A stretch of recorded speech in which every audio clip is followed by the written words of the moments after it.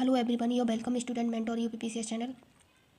तो देखिए, आज हम इस वीडियो में UPPCS previous year question paper देखेंगे, जो कि हमारा सब्जेक्ट भारतीय इतिहास एवं कला संस्कृति है। और इससे पहले हम इन्वायरमेंट और पॉलिटी भी ऐसे ही क्वेश्चन डिस्कस कर चुके हैं, जितने भी प्रीवियस ईयर सब्जेक्ट वाइज लेके।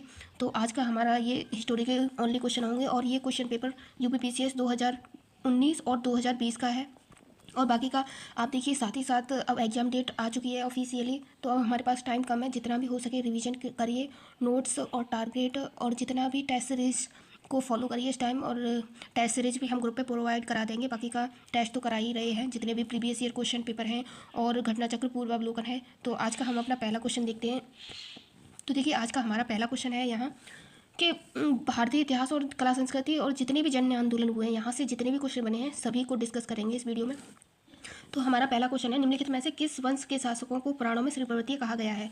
तो इसका आंसर हमारा बी होगा। इक्ष्वाकु वंश के शासकों को श्रीपर्वतीय कहा गया है। और देखिए, इसका थोड़ा डिटेल से देख लेते हैं।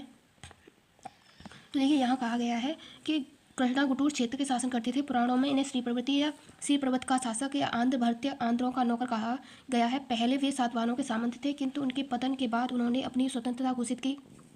इक्ष्वाकु वंश के शासक की अगर संस्थापक की बात करें तो श्री शांतमूल था, और वैदिक धर्म का अनुयायी था। ये श्री शांतमूल का उत्तराधिकारी माठरी पुत्र हुआ, जिसने लगभग 20 वर्षों तक शासन किया।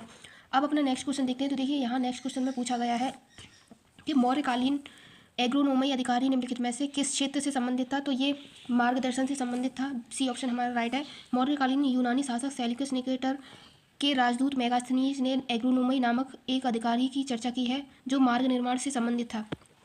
बाकी अपना नेक्स्ट क्वेश्चन देखते हैं। तो देखिए, यहाँ नेक्स्ट क्वेश्चन में पूछा गया है, यहाँ मिलान करने के लिए नेक्स्ट क्वेश्चन में पूछा गया है। तो देखिए, यहाँ कहा है मत्स्य जनपद की राजधानी की बात करें तो इसकी राजधानी विराटनगर थी, पहले का तीसरा।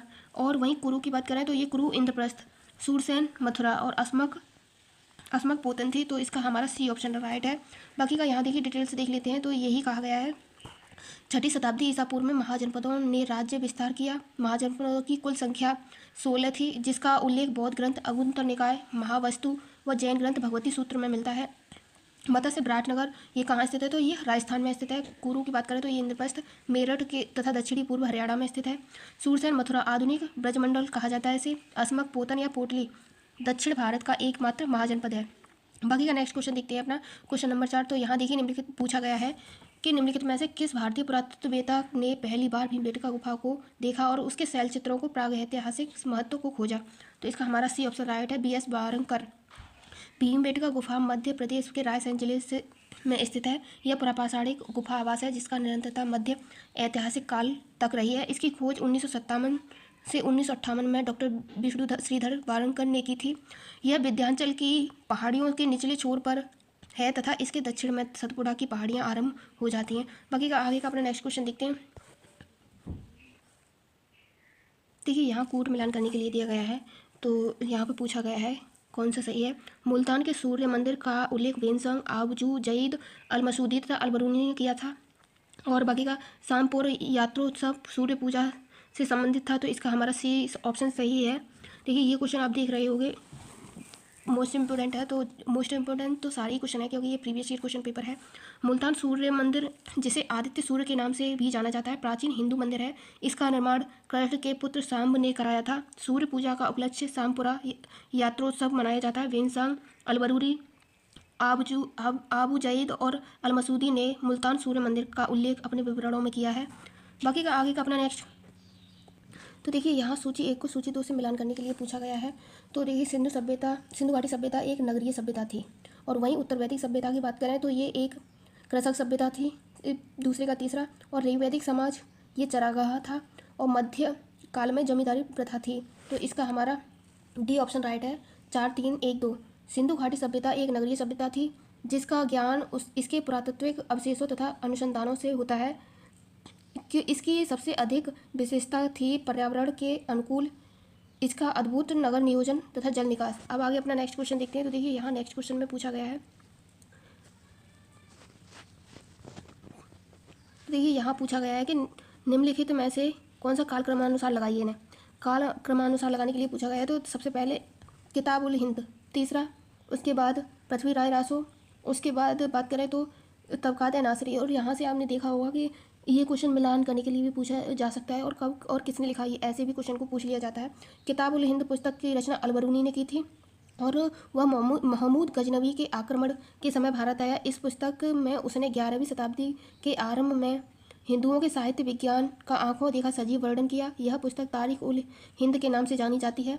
बाकी का इसका हमारा डी ऑप्शन राइट है। अब अपना नेक्स्ट क्वेश्चन देखते हैं। तो यहीं नेक्स्ट क्वेश्चन की बात करें तो यहाँ देखिए 1687 में जब औरंगजेब ने गोलकुंडा के किले पर अधिकार किया, उस समय गोलकुंडा का शासक कौन था? तो अबुल हसन कुतुब शाह वहाँ का शासक था गोलकुंडा का, और यहाँ राजवंश की स्थापना कुली कुतुब शाह ने की थी। अबुल हसन कुतुब शाह कुतुबशाही वंश का अंतिम शासक था, और औरंगजेब ने 1687 में अबुल हसन कुतुब शाह के काल में गोलकुंडा को मुगल साम्राज्य में मिला लिया था। अब अपना नेक्स्ट क्वेश्चन देखते हैं। तो देखिए यहाँ पूछा गया है कि मिलान करने के लिए पूछा गया है, अकबर से संबंधित क्वेश्चन है कि अकबर ने लड़कों और लड़कियों के विवाह की आयु निर्धारित करने के लिए प्रयास किया था। अकबर ने लड़कियों को अभिभावकों के दबाव से अलग स्वयं की इच्छा से विवाह करने की स्वतंत्रता दी थी। तो इसका हमारा सी ऑप्शन राइट है। दोनों ही सही है, पहला दूसरा, व्याख्या भी सही है क्वेश्चन की।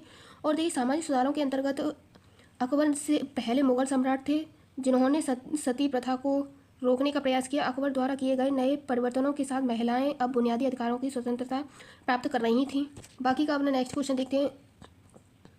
तो देखिए नेक्स्ट क्वेश्चन में पूछा गया है कि मिलान करने के लिए था यहाँ, तो यहाँ पे हम इसका थोड़ा आंसर ही देख लेते हैं सीधा, क्योंकि क्वेश्चन आगे पीछे हो रहा है।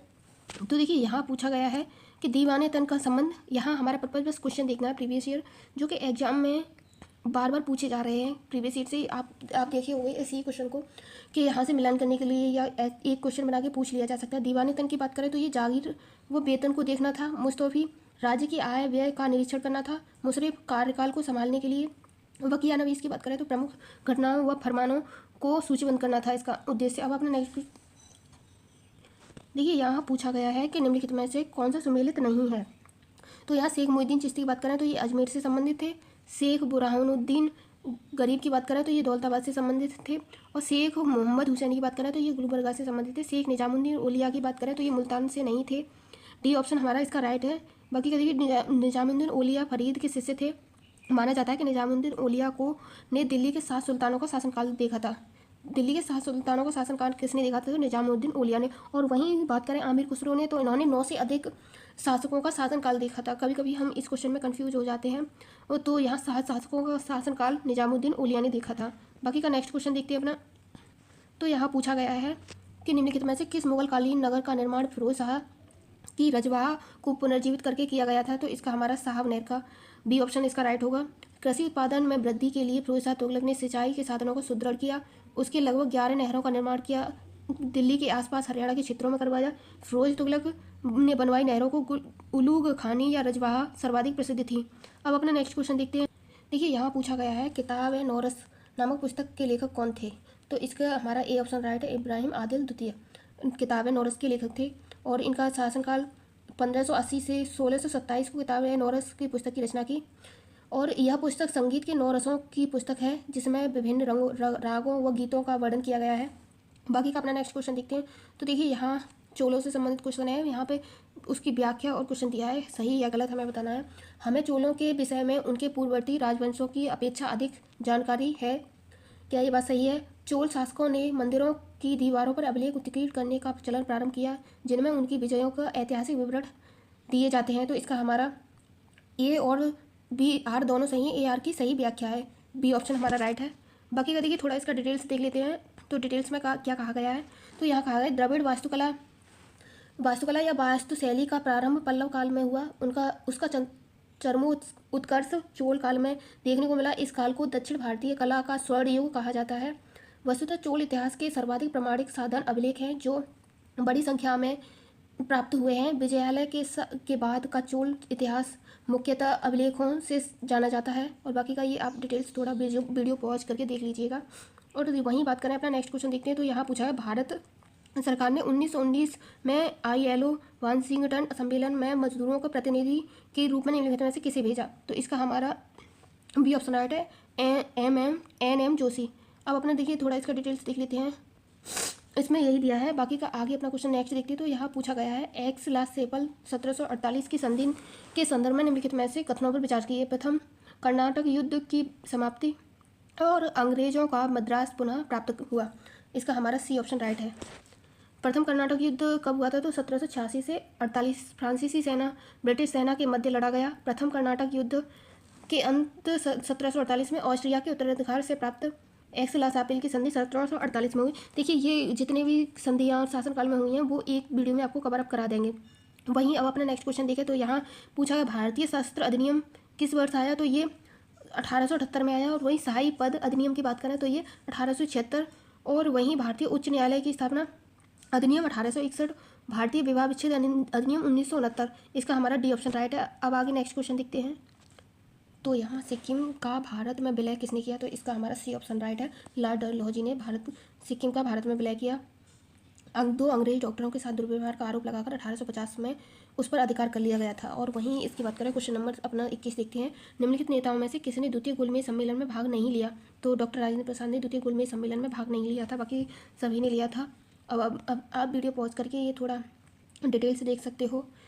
और बाकी का अपना नेक्स्ट क्वेश्चन देखते हैं। तो ये देखिए यहाँ ये मिलान करने का पूछा है और देखिए ये मिलान हो रखे हैं। आप यहाँ पे थोड़ा बस इसका आंसर देख लेते हैं, वीडियो कम लंबा होगा।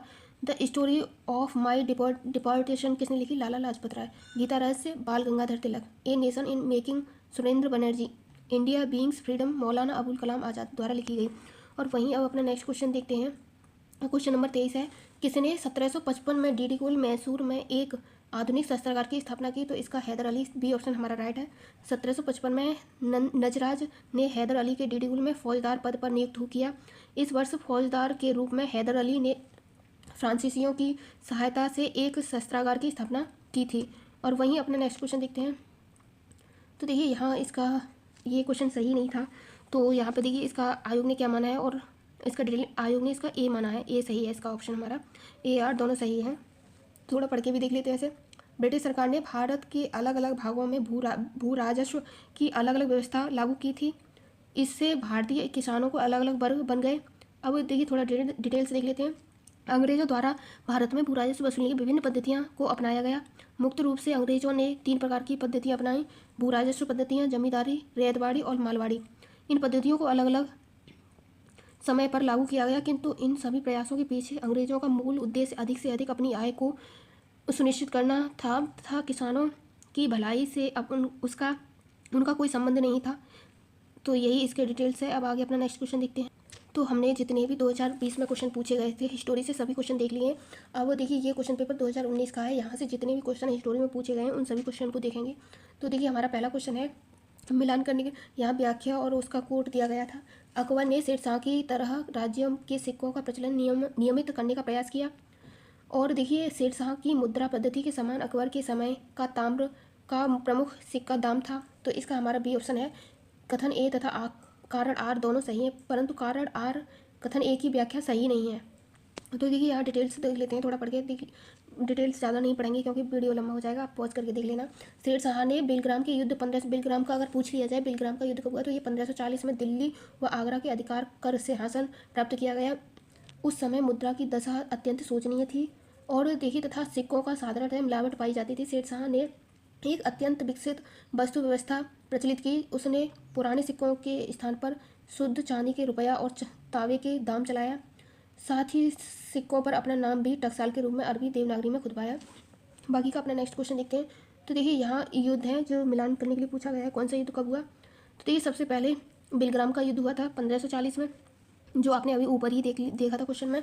सरनाल के युद्ध की बात करें तो 1572 में, धर्मत का युद्ध 1658 में और जजाऊ का युद्ध 1707 में हुआ था। और यहीं इनकी बात करें किन किन के बीच हुआ था, तो बिलग्राम का युद्ध शेरशाह सूरी और हुमायूं के बीच हुआ था जिसमें शेरशाह विजयी हुआ। और सरनाल के युद्ध की बात करें तो ये सरनाल का युद्ध छोटा सा युद्ध था जो अकबर के गुजरात से हमले के बीच 1572 में, जिसमें अंग्रेज विजय हुए, अकबर की विजय प्राप्त हुई। धर्मत का युद्ध 15 अप्रैल 1658 में हुआ था दारा सिकोह और औरंगजेब के बीच। जजाऊ के युद्ध की बात करें तो 12 जून 1707 को सम्राट औरंगजेब की मृत्यु के बाद भारत के मुगल सिंहासन के उत्तराधिकार बहादुर शाह प्रथम और मोहम्मद आजम शाह के बीच हुआ था। अब अपना नेक्स्ट क्वेश्चन देखते हैं। तो देखिए यहाँ पूछा गया है हठ योग के संदर्भ में निम्नलिखित में से कौन सा कथन सही नहीं है? तो हठ योग नामपतियों द्वारा अपनाया गया था। हठ योग सही है। हठयोग क्रिया को सूफी संतों ने भी अपनाया था, तो इसका हमारा सी ऑप्शन राइट है। अब आगे अपना नेक्स्ट क्वेश्चन देखते हैं। तो देखिए यहाँ पूछा गया था इक्ता व्यवस्था से संबंधित क्वेश्चन, तो इसका हमारा सी ऑप्शन सही है। इक्ता से एकत्रित राजस्व सीधा सुल्तान के खाते में जाता था। अब देखिए ये डिटेल्स वीडियो पॉज करके देख लीजिएगा क्योंकि वीडियो लंबा हो जाएगा। और देखिए ये क्वेश्चन आपने अभी थोड़ी देर पहले हम लोगों ने डिस्कस किया है और वही क्वेश्चन फिर से पूछ लिया गया और शायद ये क्वेश्चन 2023 में भी पूछा गया था। तबकात ए नासिरी की बात करें तो ये किसने लिखी? मिनाज और सिराज जजमानी ने लिखी थी। और तारीख है फिरोजशाही की बात करें और ये क्वेश्चन UPPCS RO 2024 में भी यहाँ से एक क्वेश्चन बना था। तारीख है फिरोजशाही शम्स ए सिराज और रफ़ीक की है। और तुगलकनामा की बात करें तो ये अमीर इब्न बतूता की नहीं है, ये अमीर खुसरो का है, हुमायूंनामा गुलबदन बेगम। अब अपना नेक्स्ट क्वेश्चन देखते हैं। तो देखिए यहाँ भी एक सही नहीं है, बाकी की 3 सही हैं, वही पूछा गया है। तो निम्नलिखित में से सुमेलित नहीं है। दाम की बात करें तो ताम्र की मुद्रा, देसाई, राजस्व अधिकारी, दीवान, प्रांतीय राजस्व। और जरीब की बात करें तो ये डी ऑप्शन हमारा राइट है, जो कि सही नहीं है, एक प्रकार का कर है। अब बाकी का नेक्स्ट क्वेश्चन देखते हैं। तो देखिए यहाँ पूछा गया निम्नलिखित राजाओं में से किसने अकबर के पूर्व तानसेन को संरक्षण दिया था? तो ये भाटा के राजा रामचंद्र ने दिया था, ए ऑप्शन हमारा राइट है। अब आगे अपना नेक्स्ट क्वेश्चन देखते हैं। तो देखिए यहाँ भी कूट मिलान करने के लिए पूछा गया है। तो पल्लव राजवंश की बात करें तो इसका हमारा कांची से संबंधित था। पांड्य की बात करें तो ये मदुरा से संबंधित है। यादव देवगिरी से संबंधित था। और वहीं काकतीय वंश वारंगल से संबंधित था, इसका हमारा बी ऑप्शन राइट है। अब आगे अपना नेक्स्ट क्वेश्चन देखते हैं। तो यहाँ अपना नेक्स्ट क्वेश्चन देखते हैं। यहाँ पूछा गया है कि भारतीय जल सेना अधिनियम 1927 और सविनय अवज्ञा आंदोलन कब हुआ? तो 1930। और द्वितीय गोलमेज सम्मेलन की बात करें तो ये 1931। सांप्रदायिक निर्णय ये 1933 नहीं था, 1932 में हुआ था, तो इसका हमारा डी ऑप्शन राइट है। बाकी ये देखिए डिटेल्स में यही सब दिया गया है, आप वीडियो पॉज करके देख लीजिएगा। तो आज के लिए बस इतना ही। बाकी का आगे के क्वेश्चन जितने भी UPPCS 2019-20 में क्वेश्चन पूछे गए थे सभी हमने देख लिए। आगे के क्वेश्चन नेक्स्ट वीडियो में देखेंगे और आप डेली का डेली टारगेट कवर अप करते रहिए। Thanks for watching this video.